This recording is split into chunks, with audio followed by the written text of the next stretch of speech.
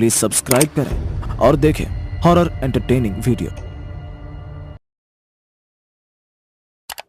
दोस्तों, हम अपने चैनल पे बहुत मेहनत से वीडियो बना रहे हैं। हमें आपकी सपोर्ट की बहुत ज़रूरत है। यूट्यूब हमारी वीडियो की रीच नहीं भेज रहा है। आप लाइक करेंगे और एक छोटा सा ही सही पर कमेंट करेंगे, तभी हमारे वीडियो को प्यार मिलेगा और यूट्यूब की तरफ से रीच मिलेगी। तो कृपया करके एक लाइक और एक छोटा सा ही सही पर कमेंट कर दीजिए। धन्यवाद।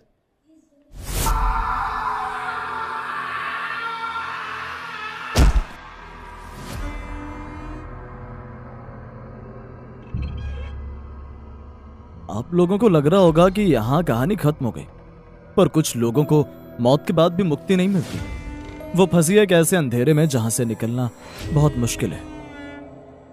ये कहानी शुरू होती है विनोद से, जो एक छोटे से किराए के मकान में अपनी माँ और छोटी बहन के साथ रहते। उसके पिता, जो बहुत ही अय्याश किस्म के व्यक्ति थे, अपने जुए और नशे की लत के कारण उन्होंने अपना सब कुछ बर्बाद कर दिया और अपने पीछे छोड़ गए ढेर सारा कर्ज, जिसकी भरपाई अभी भी उनके परिवार को करनी पड़ रही थी। विनोद, जो 35 वर्ष का हो चुका था, पर उसकी आर्थिक स्थिति बहुत ही खराब थी। धीरे धीरे करके वो अपने पिता के लिए हुए कर्ज को चुका रहा था। विनोद की जिंदगी आम लोगों की तरह सामान्य नहीं थी। उसके साथी मित्रों की अभी तक शादी हो चुकी थी एवं उनके बच्चे भी थे, पर वहीं विनोद अभी भी अपने घर की चिंताओं में ही व्यस्त था।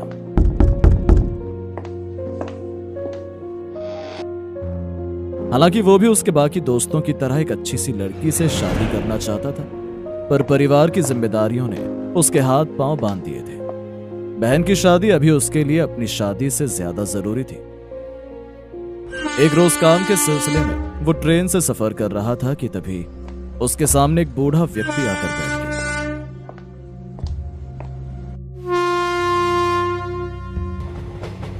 ट्रेन लगभग खाली थी।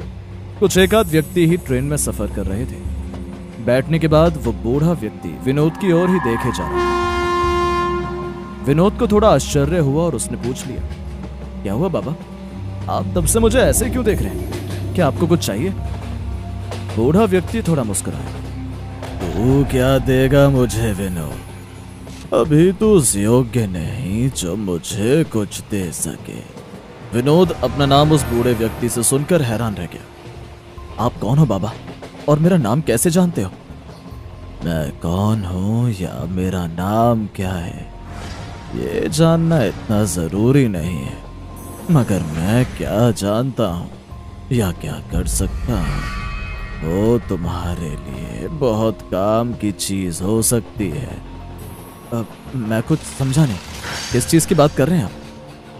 बदकिस्मती की दीवार जो तुम्हारे जीवन में रुकावट बनकर खड़ी है, उस रुकावट को मैं दूर कर सकता हूँ। देखिए, मैं आप सब लोगों पर भरोसा नहीं करता। मुझ पर आपकी इन बातों का कोई असर नहीं होगा, तो आप ये सब ढोंग करना बंद कर दीजिए। इससे आपको कोई फायदा नहीं होगा। अच्छा, तो तुम्हें ये सब ढोंग लग रहा है। तुम्हारे पिता को मारने के पीछे तुम्हारा ही हाथ था ना? उनके आखिरी समय में तुम उनके पास मौजूद थे। तुम चाहते तो अपने पिता को सही समय पर अस्पताल ले जाकर बचा सकते थे, पर तुमने ऐसा नहीं किया। तुम्हारी माँ के पूछने पर तुमने कहा तुम्हारे पिता की मृत्यु के समय तुम घर पर नहीं थे, पर हकीकत सिर्फ तुम ही जानते हो। ये बात सुनकर विनोद दंग रह गया। मेरे पिताजी ने अपने जुए की लत के कारण सब कुछ बर्बाद कर दिया था। अगर वो जिंदा रहते तो शायद हम सब सड़क पर आ जाते। इसीलिए उनके आखिरी समय पर मैंने उनकी कोई मदद नहीं की। पर मुझे ये समझ नहीं आ रहा बाबा, आपको इतना कुछ मेरे बारे में कैसे पता? आप कौन हैं? क्या तुम यक्षिणी सिद्धि के बारे में जानते हो? यक्षिणी सिद्धि? ये क्या है? मेरे पास यक्षिणी सिद्धि है। इसी के कारण मैं तुम्हारा भूत, भविष्य और वर्तमान में तुम क्या सोच रहे हो वो सब कुछ बता सकता हूँ।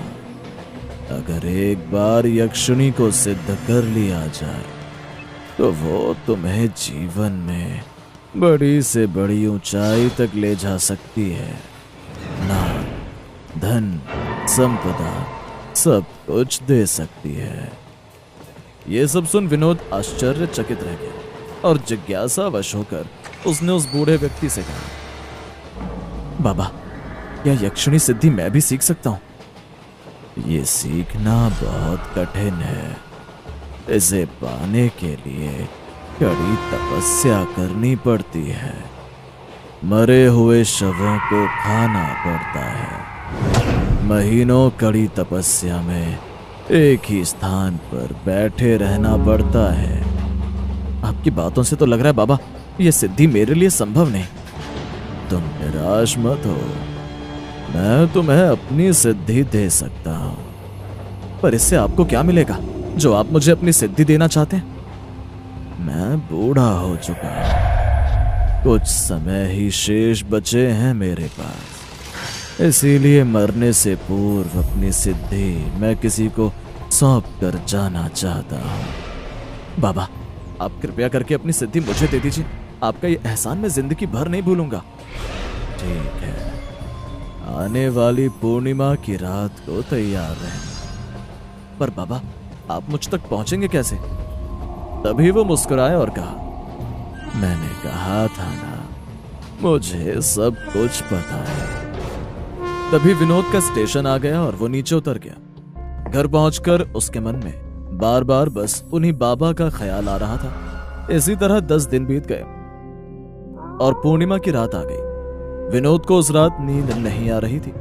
वो बिस्तर पर बार बार करवटें बदल रहा था कि तभी अचानक उसके दरवाजे पर एक दस्तक हुई। दरवाजा खोलने पर उसके सामने वही बाबा थे। उन्हें देख विनोद की खुशी का जैसे ठिकाना ही नहीं रहा।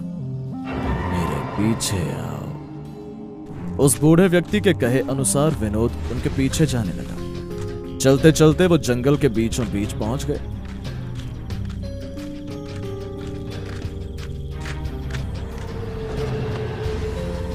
जहां एक पेड़ के नीचे कुछ पूजा की सामग्रियां रखी हुई।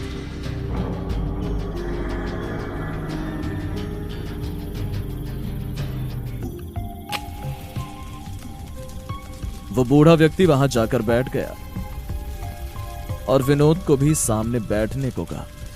विनोद के बैठते ही वो व्यक्ति मंत्रोच्चारण आरंभ कर देता है। चारों तरफ के वातावरण में अजीब सा शोर था। अब विनोद के मन में भी थोड़ा भय उत्पन्न हो रहा था। तभी उस बूढ़े व्यक्ति ने आंखें खोली और अपना हाथ आगे बढ़ाया, जिसमें जादू से एक मूर्ति प्रकट हुई। वो मूर्ति किसी देवी की थी। बूढ़े व्यक्ति ने उस मूर्ति को नीचे रखा और हाथ जोड़कर प्रणाम किया। ये मूर्ति देख रहे हो, ये देवी यक्षिणी की है। आज से तुम्हें रोज अपने घर में केवल देवी की ही पूजा करनी है। उनको प्रसन्न करने के लिए रोज नियमित रूप से मांस का भोग चढ़ाना है। कुछ दिनों में जब देवी प्रसन्न हो जाएंगी तो वो स्वयं तुम्हें दर्शन देंगी। और याद रहे, जैसे ही देवी तुम्हें दर्शन देगी तो वो तुमसे जरूर पूछेंगी कि तुम्हें उनका आशीर्वाद किस रूप में चाहिए। उस समय तुम्हें देवी को माता के रूप में आवाहन करना है। अगर भूल कर भी तुमने देवी का पत्नी रूप में आवाहन किया तो तुम्हें देवी के प्रति पत्नी भाव की सदैव पूर्ति करनी होगी। अगर उसमें जरा भी गलती हुई तो देवी रुष्ट हो जाएंगी और उसका खामियाजा बहुत बुरा होगा। इसीलिए पत्नी रूप कभी मत मांगना, केवल माता की दृष्टि से ही उन्हें देखना। माता के रूप में अगर तुमने उन्हें प्रसन्न कर लिया तो वो तुम्हें जीवन की सभी सुख संपदा, धन दौलत, ऐशो आराम देंगे। एक बात हमेशा ध्यान रखना, भूल कर भी देवी का अनादर कभी मत करना। विनोद उस मूर्ति को लेकर अपने घर चला जाता है। और रोज नियमित रूप से पूजा करने लगा। धीरे धीरे उसने देखा कि उसके घर की आर्थिक स्थिति ठीक हो रही थी। एक अच्छी सी कंपनी में विनोद को नौकरी भी मिल गई और उसकी बहन का रिश्ता भी पक्का हो गया। एक रात की बात, विनोद बिस्तर पर लेटा हुआ था कि तभी उसे अपने कमरे में चंदन की महक के जैसी सुगंध चारों तरफ फैली हुई महसूस हुई। उसे लगा यह खुशबू कमरे की खिड़की के बाहर से आ रही है, इसलिए उसने खिड़की पर जाकर देखा, पर चारों ओर कुछ नहीं था। तभी विनोद को अपने कान में एक फुसफुसाहट सुनाई दी। उसे लगा जैसे उसके कमरे में कोई है। उसने जैसे ही मुड़कर देखा तो सामने एक बहुत ही सुंदर सी लड़की खड़ी थी। उसके चेहरे पर इतना तेज था मानो चांद भी उसके सामने फीका लगे। उसका शरीर सफेद मोती के समान चमक रहा था। विनोद उस लड़की को देख मानो अपनी सुध बुध ही खो बैठा था। उसने आज तक अपने जीवन में इतनी सुंदर लड़की कभी नहीं देखी थी। मैं तुम्हारे तब से प्रसन्न हुई विनोद। आज से तुम्हें अपने जीवन में कभी किसी चीज की कोई कमी नहीं होगी। बताओ, तुम मुझे अपने जीवन में किस रूप में चाहते हो? मैं हमेशा उसी रूप में तुम्हारे साथ रहूंगी। विनोद समझ गया था कि उसके सामने जो खड़ी है वो देवी यक्षिणी है, जिनकी पूजा वो इतने समय से करते आया था। उन्हें देख उसकी काम भावना बढ़ चुकी थी। उसने सोचा कि देवी के आशीर्वाद से पैसा, धन दौलत सब हो ही जाएगा, पर क्यों ना अगर वो इतनी सुंदर देवी को ही अपने पास रख ले तो जीवन में उसे किसी भी चीज की कोई कमी नहीं होगी। इसलिए उसने देवी को पत्नी रूप में चुनने का सोचा। देवी, मेरी बस एक ही काम है, मैं आपको अपनी पत्नी के रूप में चाहता हूँ। सोच लो विनोद, अगर मैं तुम्हारी पत्नी बनी तो तुम्हें मेरी खुशी का ध्यान रखना होगा और मेरे सिवाय जीवन में किसी और स्त्री की परछाई तक से दूर रहना होगा। गलती से भी मुझे कभी रुष्ट मत करना, वरना मैं जो तुम्हें दे सकती हूँ मैं वही तुमसे छीन भी सकती हूँ। ये सुन विनोद थोड़ा सकपका गया, पर उसके मन में लालच ही इतना था कि वो यक्षिणी की सारी बात मानने को राजी हो गया। धीरे धीरे विनोद शहर का बहुत बड़ा और रईस आदमी बन चुका था। किसी भी चीज की उसके पास कोई कमी नहीं थी। यक्षिणी ने उसे वो सब कुछ दिया था जो उसने कभी सपने में भी नहीं सोचा था। विनोद ने कुछ समय यक्षिणी को बहुत खुश रखा, पर धीरे धीरे जैसे साल बीतने लगे उसकी उम्र बढ़ने लगी। अब वो पहले जितना जवान और फुर्तीमान नहीं था। उसका पुरुषोत्व धीरे धीरे ठंडा हो रहा था। एक रात की बात है, यक्षिणी हंसती हुई प्रकट हुई।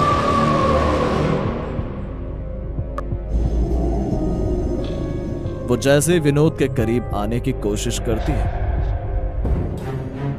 तभी विनोद ने कहा, सुनो, आज मैं बहुत थक गया हूं, क्या ये सब हम कल नहीं कर सकते? तुम्हें पता है ना, तुम मुझे मना नहीं कर सकते। तुम्हें अपनी पत्नी के सुख का पूरा ध्यान रखना पड़ेगा।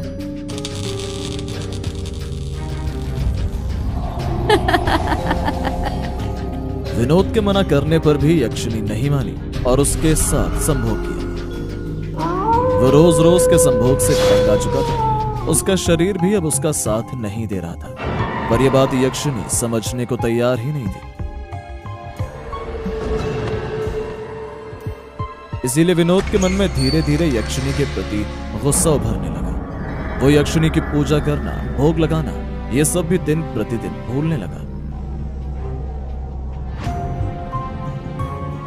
पहले जो चीजें उसे खुशी देती थी, अब वही चीज उसे बेड़ियां लग रही थी। वो अपने आप को किसी जेल के कैदी की तरह समझ रहा था, जैसे एक दिन की भी आजादी नहीं थी। एक रात की बात है, विनोद काफी नशे में था। तभी यक्षिणी प्रकट होती। यक्षिणी को देखकर वो बहुत गुस्से में आ जाता है। आ गई तू मेरा जीना आराम करने के लिए? रोज रोज एक काम करके तू थकती नहीं है? हर रात मेरे पास क्यों चली आती है? एक दिन तुझे मना करो तो भी नहीं मानती। अरे पत्नी क्या ऐसी होती है? तू बस अपनी खुशी का सोचती है। जब से मेरी जिंदगी में तू आई है, मेरे पास सब होकर भी कुछ नहीं है। इससे बेहतर तो पहले था, भले ही गरीब था पर मैं खुश तो था। विनोद की ये बात सुनकर यक्षिणी बहुत क्रोधित हो गई। अगर तुम पहले ही इन सब चीजों से खुश थे तो तुमने मुझे अपनी पत्नी रूप में क्यों मांगा? अरे दिमाग खराब हो गया था मेरा, तुम्हारी खूबसूरती देखकर पागल हो गया था, पर मैं भूल गया था एक इंसान और एक चुड़ैल में फर्क होता है। तुमने मेरा अपमान किया है, इसकी सजा तुम्हें जरूर मिलेगी। तुमने अपने लालच में अंधे होकर मेरी कामना की थी। मैंने तुम्हें सब कुछ दिया, पर तुम मुझे वो नहीं दे पाए जो मैंने तुमसे चाहा। तुमने अपनी बर्बादी को खुद निमंत्रण दिया है। तुम चाह कर भी कभी मुझसे दूर नहीं जा पाओगे, पर मेरे अपमान की कीमत तुम्हें चुकानी होगी। ऐसा कहकर यक्षिनी वहीं से गायब हो गई और नशे की हालत में विनोद वहीं बेहोश हो गया। अगले दिन सुबह विनोद के फोन की घंटी बजी, जिससे वो होश में आया।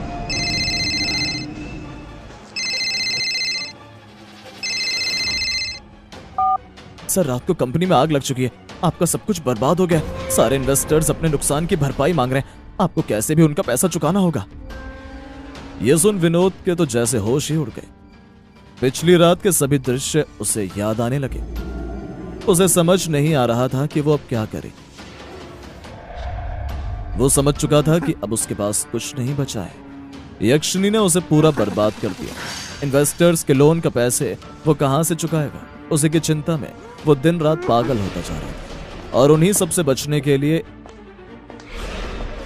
एक रात उसने अपने छत की बालकनी से कूदकर जान दे दी।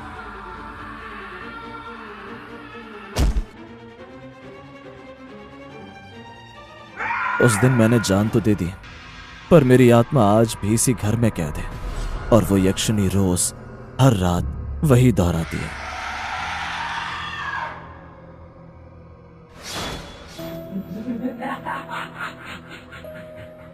मैं मरने के बाद भी इस चक्र में रोज गोल गोल घूम रहा हूं।